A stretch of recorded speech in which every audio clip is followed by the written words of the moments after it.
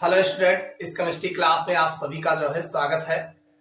देखिए, ये केमिस्ट्री की क्लास है जो हिंदी मीडियम की है, जिसमें आप अपनी तैयारी जो है यूपी बोर्ड्स की एग्जाम की तैयारी कर रहे हो या किसी अन्य बोर्ड एग्जाम्स की तैयारी कर रहे हो या आप कंपटीशन की तैयारी कर रहे हो, सबके लिए वीडियो काफी हेल्पफुल है।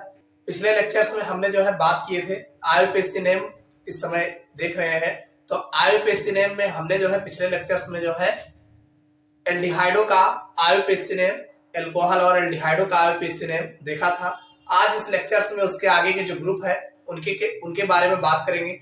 अगर आप पिछला लेक्चर्स नहीं देखे हैं, देखना चाहते हैं, तो आप नीचे डिस्क्रिप्शन में जो है प्लेलिस्ट मिल जाएगा और उस प्लेलिस्ट के माध्यम से आप सारे वीडियो देख सकते हैं।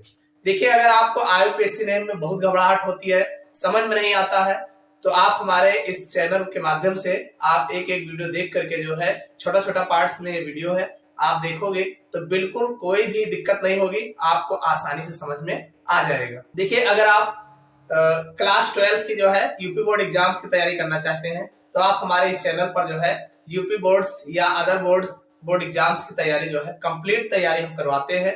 आपको कुछ नहीं करना है, केवल चैनल को सब्सक्राइब कर लेना है और फिर हमारे चैनल के माध्यम से जो है आप अपनी तैयारी कर सकते हैं।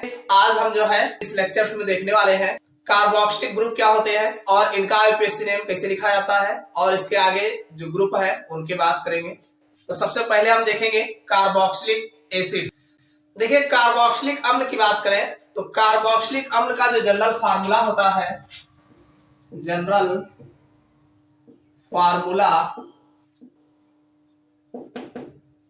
फार्मूला कहिए, हिंदी में सामान्य सूत्र कहा जाता है।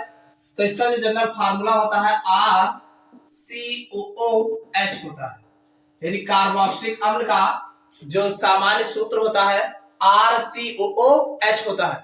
अगर इसके ग्रुप की बात करें, इसमें कौन सा ग्रुप लगा है, तो इसमें जो ग्रुप होता है वो COOH होता है, COOH होता है। इसको आप ऐसे भी लिख सकते हैं, C A को ऊपर रहता है और ये OH, इस तरीके से लिखा जा सकता है COOH, और चाहे आप जो है C इस तरीके से दिखाइए, इसमें एक OH ग्रुप भी माना जाता है। तो ये आपका कार्बोक्सिलिक एसिड का समूह है। अगर हम बात करें R की, तो जहां R कोई एल्किल समूह है, आप ठीक से जानते हैं कि R जो है कोई एल्किल समूह होता है, जैसे मेथिल, एथिल, प्रोपिल, ब्यूटिल, कोई भी हो सकता है। अब यहां पर एक बात और है कि R के स्थान पर H हो सकता है, किसी किसी में नहीं होता है। इससे पहले वाले में हमने एल्डिहाइड वाले में बताया H हो सकता है, एल्कोहल में नहीं होता है। यहाँ कार्बोक्सिलिक समूह में R के स्थान पर H हो सकता है, H हो सकता है, यानी जो R आपने लिखा है उसके स्थान पर H हम लिख सकते हैं। अगर हम इसके आईयूपीएससी नेम की बात करें तो आईयूपीएससी नेम जो इसका लिखा जाता है कार्बोक्सिलिक अम्ल का, आईयूपीएससी नेम, अगर इसके हम आईयूपीएससी नेम की बात करें तो आप जानते हैं R लगा है तो एल्केन तो होगा ही होगा। एल्केन में से E हटाएंगे और इसमें जो है ओइक एसिड जोड़ देंगे। बात समझ में आई कि नहीं भाई? एल्केन है, एल्केन होगा, कोई भी एल्केन हो, मेथेन, एथेन, प्रोपेन, ब्यूटेन, कुछ भी हो सकता है। तो एल्केन में से E हटा देंगे, लास्ट वाला E हटा देंगे और उसमें ओइक एसिड जोड़ देंगे, तो हमारा बन जाएगा एल्केनोइक एसिड बन जाएगा। तो ये इसका जो है आईयूपीएससी नेम लिखा जाएगा, एल्केनोइक एसिड। समझ में आई बात की नहीं? देखो, इतना तो समझ में आ गया होगा, एल्केनोइक एसिड। अब देखिए हम कैसे इसका अलग अलग ग्रुप का आईयूपीएससी नेम लिखते हैं। देखिए, ये ऑर्गेनिक यौगिक है, मान लीजिए कार्बनिक यौगिक होगा, और ये इसका सामान्य नेम कह सकते हैं, पुराना नेम कह सकते हैं, ओल्ड नेम जिसे लिखा गया है। आईयूपीएससी नेम फिर इधर देखेंगे तो हमने सबसे पहले कहा कि इसका जो जनरल फार्मूला है RCOOH होगा, तो R के स्थान पर हम पहले H लेकर के देखते हैं। तो यहाँ H लेंगे, HCOOH होगा। देखिए, ये जो आपका यौगिक है, इसका जो पुराना नाम है ये है फॉर्मिक एसिड। अब ये फॉर्मिक एसिड क्यों इसका नाम रखा गया? देखो, ये जो है चींटी के डंक में जो है पाया जाता है, तो चीटी, अब चूंकि फॉर्मिक जो है फार्मिका का से एंट से लिया जाता है, और चूंकि ये एंट यानी चींटी के डंक में पाया जाता है, इसीलिए इसका नाम जो है फॉर्मिक एसिड रखा गया। अब ये फॉर्मिक एसिड का अगर आईयूपीएसी नेम की बात करें तो आप देख रहे हैं इसमें एक कार्बन दिख रहा है। कितना कार्बन? एक कार्बन के लिए मेथ का प्रयोग करते हैं, यानी मेथेन होगा, और मेथेन में से ई हटा के ओइक एसिड हमें जोड़ देना। तो इसका जो आईयूपीएसी नेम होगा मेथेनोइक एसिड हो जाएगा। इतनी बात समझ में आई कि नहीं? हमने कहा एक कार्बन है, एक कार्बन के मेथेन होता है, मेथेन में से ई हटा के ओइक एसिड हम जोड़ देंगे तो हो जाएगा मेथेनोइक एसिड। अगला अगर हम यहाँ R के स्थान पर CH3 ले लेते हैं, एक कार्बन वाला, और फिर ये COOH, तो ये CH3 COOH, अगर इसकी हम बात करें तो इसका जो पुराना नाम या सिंपल नेम होगा वो एस्टिक एसिड होता है। नाम याद रखिएगा, ये एस्टिक एसिड होता है। अब एस्टिक एसिड नाम क्यों रखा गया? देखिए एस्टाबुलम, ये जो है ये विनेगर, एस्टिक एसिड जो है ये जो है एस्टाबुलम से लिया गया है, और ये चूंकि विनेगर यानी सिरके का मुख्य अवयव होता है, जो आपका सिरका होता है वो सिरके में यही होता है, एसिड ही होता है, एस्टिक एसिड ही होता है, तो ये विनेगर का मुख्य अवयव होता है। तो इसी एस्टाबुलम के नाम से इस एस्टाबुलम विनेगर से लिया गया है, और उसी से जो है एस्टाबुलम से एस्टिक एसिड रखा गया। तो ये एस्टिक एसिड है। अगर इसके आईयूपीएसी नेम की बात करें तो आप देख रहे हैं इसमें 2 कार्बन दिख रहा है, कार्बन की संख्या 2 है ना, तो 2 कार्बन के लिए एथ का प्रयोग करते हैं, तो ये आपका एथेन, एथेन में से ही हटा के ओइक एसिड लगा देंगे तो ये हमारा हो जाएगा एथेनोइक एसिड बन जाएगा। इसी तरीके से अगला अगर और कार्बन संख्या बढ़ाएंगे CH3 CH2 COO, तो इसका जो आपका ओल्ड नेम होगा एसिड होगा, प्रोपेनिक एसिड होगा, और इसका ये ओल्ड नेम इसका प्रोपेनिक एसिड होगा, और इसका आईयूपीएसी नेम की बात करें तो ये हो जाएगा प्रोपेनोइक एसिड हो जाएगा, प्रोपेनोइक एसिड। इसके बाद फिर अगला जो हमारा होगा CH3 CH2 CH2 COOH, देखिए इसका पुराना नाम नहीं पता है, इसके आगे फिर आपको आईयूपीएसी नेम ही जानना आवश्यक है। देखिए इसका जो आईयूपीएसी नेम होगा मेथ एथ प्रोब्यूट, तो ये आपका आ जाएगा ब्यूटेनोइक एसिड हो जाएगा। इसी तरीके से अगर आप और कार्बन संख्या बढ़ाते हैं CH3 CH2 CH2 CH2 COOH, तो आप देख रहे हैं मेथ एथ प्रोब्यूटेन, 5 कार्बन है, तो इसका नाम जो होगा पेंटेनोइक एसिड हो जाएगा। तो इस तरीके से आप कार्बन संख्या बढ़ाते जाएंगे, जैसे जैसे कार्बन संख्या बढ़ती जाएगी वैसे वैसे इसका नाम जो है बदलता जाएगा। तो समझ में आ गया होगा, एक कार्बन होगा तो मेथेनोइक एसिड, 2 होगा तो एथेनोइक एसिड, 3 कार्बन होगा प्रोपेनोइक एसिड, 4 कार्बन होगा तो ब्यूटेनोइक एसिड, 5 कार्बन होगा पेंटेनोइक एसिड, 6 कार्बन होगा हेक्सेनोइक एसिड, हेप्टेनोइक एसिड, ऑक्टेनोइक एसिड, ऐसे ऐसे जो है कार्बन संख्या बढ़ाते जाइए और नाम जो है बदलता जाएगा। चलिए अब इसके बाद हम जो है अगला ग्रुप देखते हैं। देखिए अगला ग्रुप हमारा है कीटोन। इसके अगर हम सूत्र की बात करें, इसको लिखते कैसे हैं, तो इसका जो जनरल फार्मूला होगा, जनरल फार्मूला अगर इसके सामान्य सूत्र की बात करें तो इसको RCOR डैश लिखा जाता है। ध्यान रखिएगा, RCOR डैश लिखा जाता है, ये इसका जनरल फार्मूला है। अगर इसके ग्रुप की बात करें तो इसमें जो ग्रुप लगा है, इसमें जो ग्रुप है CO ग्रुप है, C डबल बॉन्ड O, ये इसमें CO ग्रुप आप ऐसे भी लिख सकते हैं CO, और ये जो है बॉन्ड इस तरीके से खाली रहेंगे, तो इसमें CO ग्रुप होता है। CO ग्रुप को कीटोनिक ग्रुप बोलते हैं, और ये R और R डैश जो है 2 समान या भिन्न जो है एल्किल समूह है। आप लिख सकते हैं जहां R व R डैश 2 समान या भिन्न एल्किल समूह है, यानी जो R और R डैश है ये समान भी हो सकता है और भिन्न भिन्न एल्किल समूह। समान का मतलब जैसे इधर भी CH3 लगा हो, इधर भी CH3 हो सकता है, इधर यानी समान अगर होगा तो एक ही टाइप का लिखा होगा, और भिन्न भिन्न मतलब एक टाइप में CH3 हो तो दूसरे टाइप में C2H5 भी हो सकता है, ऐसा भी हो सकता है। तो समान या भिन्न भिन्न समूह है R व R डैश के स्थान पर H नहीं हो सकता। इसको ध्यान रखिए कि R व R डैश के स्थान पर H नहीं लिखा जाएगा, यानी H ना इधर होगा ना उधर होगा, H नहीं लिखा जाएगा, होगा तो कोई एल्किल समूह ही होगा। तो ये तो इसके कीटोन की बात थी, यानी इसका समूह क्या है और इसका ग्रुप क्या है।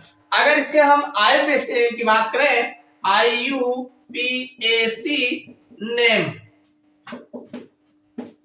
इसका अगर IUPAC नेम की बात करें, देखिए इसमें जो है अगर इसके IUPAC नेम की बात करें तो एल्केन में से, एल्केन आप जानते हैं R भी दोनों साइड में R रहेगा, बीच में C रहेगा तो उसमें भी कार्बन है, तो एल्केन होगा। E जो है हटा देंगे और इसमें जोड़ देंगे ओन।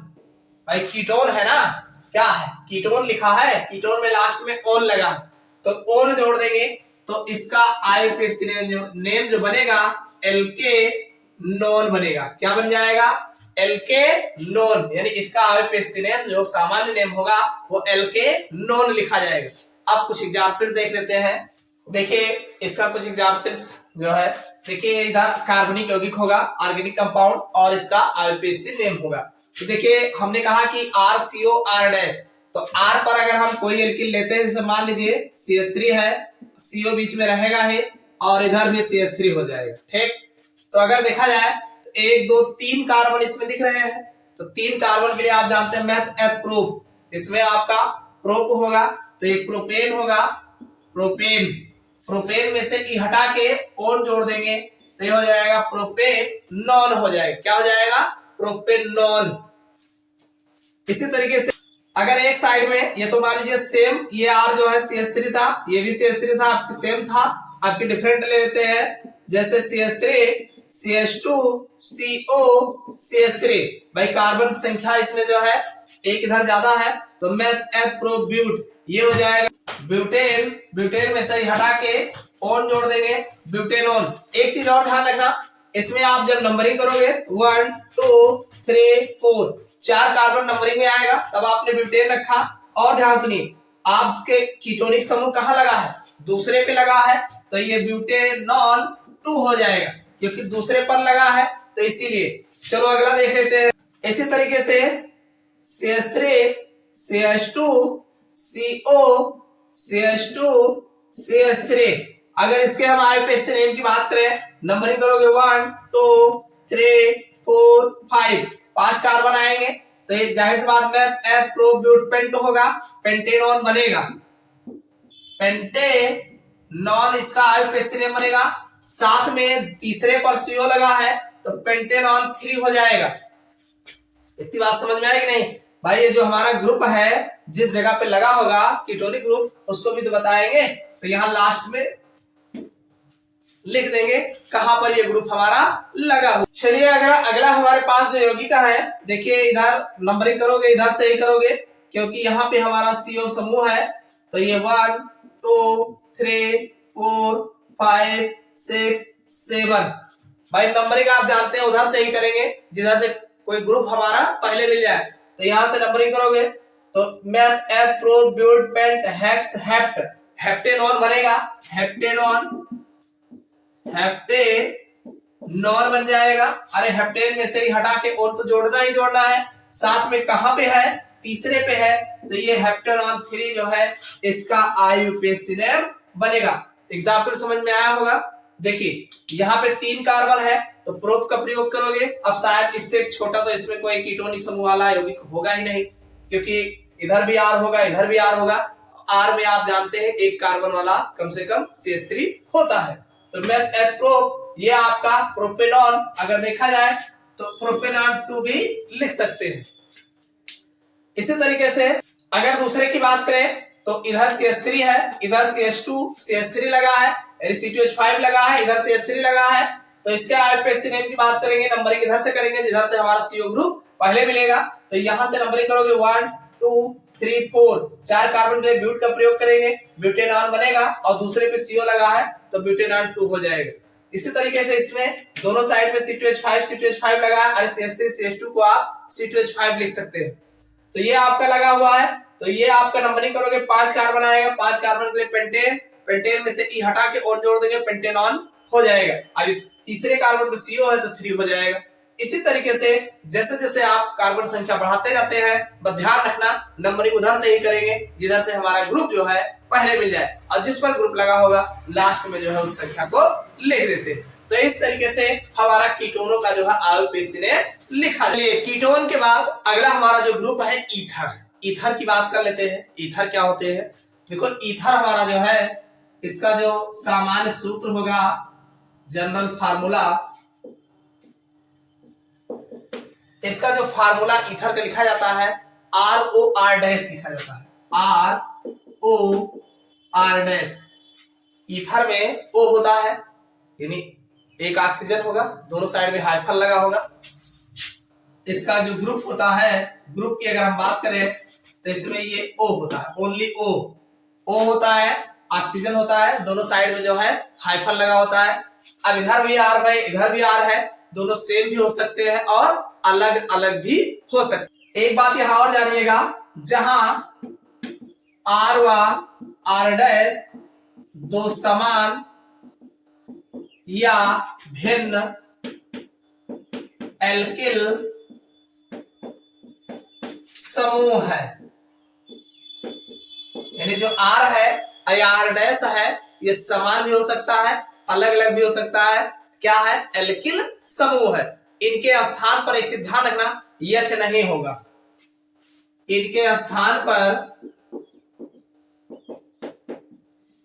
H का मतलब होता है हाइड्रोजन, हाइड्रोजन आप नहीं लिखेंगे, हाइड्रोजन नहीं होता है या नहीं होगा।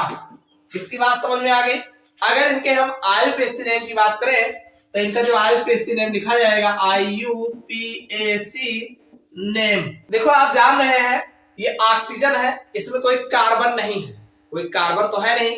आप जान रहे हैं दोनों साइड में R है तो कोई ना कोई एल्केन होगा ही, दो एल्केन होगा, तो पहले वाले एल्केन में से N हटा के हम OXY जोड़ देंगे।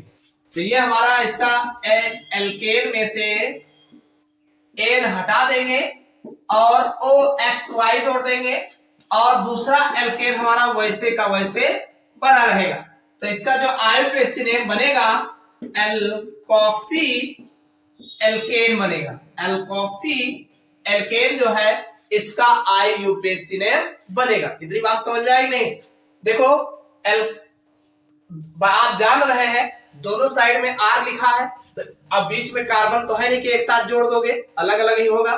तो एक एल्केन ये हो जाएगा, एक एल्केन ये हो जाएगा और एक पहले वाले एल्केन में से N हटा के OXY जोड़ेंगे, या आप दूसरे में से। तो एक चीज ध्यान रखना, जिधर जो है कार्बन की, अभी बताएंगे आपको एग्जाम्पल से समझा देंगे कि जिधर कार्बन की संख्या कम होगी उधर ही जो है उसी में से N हटा करके OXY जोड़ा जाएगा, बाकी दूसरा से वैसे का वैसे लिख दिया जाएगा। कैसे?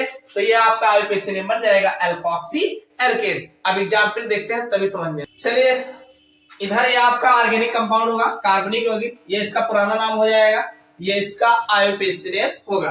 तो चलिए R के स्थान पर हम CH3 ले लेते हैं, ये O होगा ही होगा और ये फिर CH3 ले लेते हैं। अगर इसके हम पुराने नेम की बात करें तो पुराना नेम जो इसका होगा, सामान्य नेम जिसे कहते हैं, तो एक CH3 इधर है, एक CH3 इधर है, तो ये डाई मेथिल और बीच में कौन लगा है? ईथर ग्रुप लगा है। क्या लगा है? Ether group. तो इसका नाम होगा डाई मेथिल ईथर होगा, डाई मेथिल ईथर। ये जो होगा डाई मेथिल ईथर होगा। अब ये डाई मेथिल ईथर, इसको समझने की जरूरत है। देखो इधर भी मेथिल ग्रुप लगा है और इधर भी मेथिल लगा है, दोनों सेम है तो डाई हो गया और मेथिल हो गया, बीच में ईथर लगा है तो ईथर हो गया। अगर इसके आईयूपीएसी नेम की बात करें तो एक एल्केन इधर है, एक एल्केन इधर है, तो आप देखो दोनों साइड में बराबर लगा है। अरे कार्बन की संख्या दोनों साइड में बराबर है तो बराबर होने के कारण अब इस ऑक्सीजन को किसी न किसी साइड में तो जोड़ के लिखोगे। मान लीजिए चलो हम इधर लिख दिए, तो इधर जब लिखोगे तो ये आपका जो नाम बनेगा, एक कार्बन है मेथेन, मेथेन में से ऑक्सीजन के कारण जो है OXY जोड़ देंगे और दूसरा हमारा एल्केन वैसे का वैसे रहेगा। तो इसका नाम जो लिखा जाएगा मेथॉक्सी,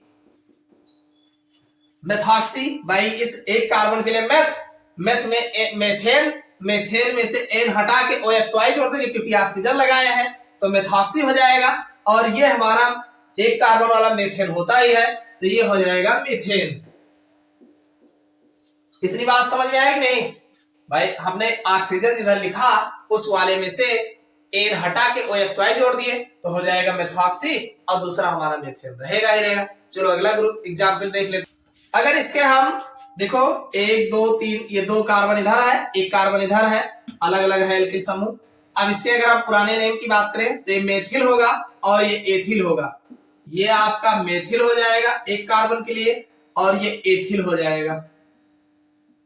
और चूंकि ईथर लगा ही है तो ये आपका बनेगा methyl ethyl ether, methyl ethyl ether. ये इसका ओल्ड नेम, सिंपल नेम, जो भी आप कहना चाहो कह सकते हैं। अगर इसके आईयूपीएसी नेम की बात करें तो आईयूपीएसी नेम देखो, हमने कहा था कि जब दोनों साइड में कार्बन की संख्या कम ज्यादा होती है तो जिधर हमारा कार्बन कम होता है, जैसे इधर कार्बन कम है तो ये ऑक्सीजन इधर ही काउंट करेंगे, इधर ही काउंट करेंगे, बाकी हमारा ऐसे हो जाएगा। तो इधर चूंकि एक कार्बन है तो एक कार्बन के लिए मेथेन, मेथेन में से एन हटा के OXY जोड़ देंगे तो ये हो जाएगा मेथॉक्सी, मेथॉक्सी बन जाएगा। और इधर हमारा एथेन, 2 कार्बन के लिए एथेन लिखा जाएगा। इतनी बात समझ में आई?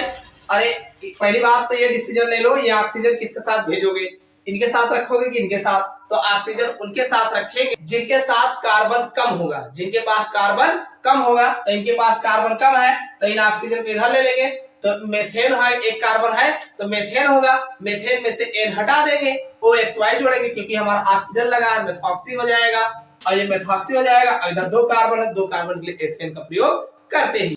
चलिए अगला हमारे पास जो समूह है इसमें आप देख रहे हैं 2 कार्बन इधर है, 2 कार्बन इधर है, बीच में इथर समूह है। तो आप देख रहे हैं ये आपका एथिल है, ये भी एथिल है, सेम है, तो इसलिए डाई एथिल ईथर हो जाएगा। बीच में इथर ग्रुप लगा है तो डाई एथिल ईथर। अगर इसके हम आईयूपीएसी नेम की बात करें तो भाई इसमें जो है दोनों साइड में कार्बन बराबर है तो इसको चाहे इधर ले लो, चाहे इधर ले लो, चाहे उधर ले लो। तो 2 कार्बन के लिए एथेन, एथेन में से एन हटा के OXY लगा देंगे तो हो जाएगा एथॉक्सी और ये आपका एथेन रहेगा ही। तो इसका नाम जो बनेगा एथॉक्सी और ये हो जाएगा इथेन। इतनी बात समझ में आई? ये बन जाएगा एथॉक्सी और ये हो जाएगा इथेन। चलिए अगला देख लेते हैं। इसमें एक कार्बन है, इसमें 3 कार्बन लगे तो ठीक है।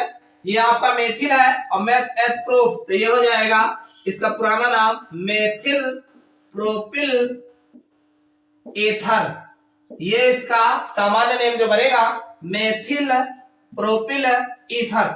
आईयूपीएसी नेम की बात करें तो ये ऑक्सीजन इधर ही काउंट होगा, तो ये एक कार्बन है तो हो जाएगा मेथॉक्सी और ये मेथ एथ प्रो, ये हो जाएगा प्रोपेन। समझ में आ गया होगा कि जिधर जो है कार्बन की संख्या कम होगी उधर ही ऑक्सीजन को काउंट करेंगे और उसके एल्केन में से एन हटा के OXY लगाएंगे। इतना समझ में आपको आ गया होगा। तो इस तरीके से इसका आईयूपीएसी नेम लिखते हैं। चलो अगला हमारे पास है, इसको देख लेते हैं। ये देखिए लगा है एथिल, इधर लगा है प्रोपिल, तो इसका पुराना नाम होगा एथिल प्रोपिल और ईथर समूह बीच में है ही है तो ईथर हो जाएगा। अगर इसके हम आईयूपीएसी नेम की बात करें तो ये कार्बन ज्यादा है, इधर कम है, तो ये 2 कार्बन के लिए एथ होगा तो ये हो जाए, इस ऑक्सीजन को इधर ही लेंगे तो एथॉक्सी हो जाएगा और ये प्रोपेन आपका रहेगा। तो इसका आईयूपीएसी नेम एथॉक्सी और ये प्रोपेन इसका नाम बनेगा। तो आपको इतना समझ में आ गया होगा कि जिधर जो है कार्बन की संख्या कम होगी आईयूपीएसी नेम लिखते समय उस ऑक्सीजन को उधर ही ऐड करेंगे और उसके एल्केन में से एन हटा के OXY जोड़ देंगे। बाकी दूसरे साइड वाले कार्बन जितने होंगे उसको वैसे के वैसे एल्केन के साथ जो है लिखते हैं। तो इस तरीके से हम ईथर का आईयूपीएसी नेम लिखते हैं। तो हमने आज आपको जो है ईथर ग्रुप क्या है, कीटोन ग्रुप क्या होते हैं और कार्बोक्सिलिक ग्रुप क्या होते हैं, इन सब के बारे में बात किए। इतना समझ में आया होगा। तो इस लेक्चर्स में इतना ही। अगले लेक्चर्स में जो एक आध दो ग्रुप और बचे हुए हैं उनकी बात करेंगे और फिर एग्जाम्पल्स की बात करेंगे।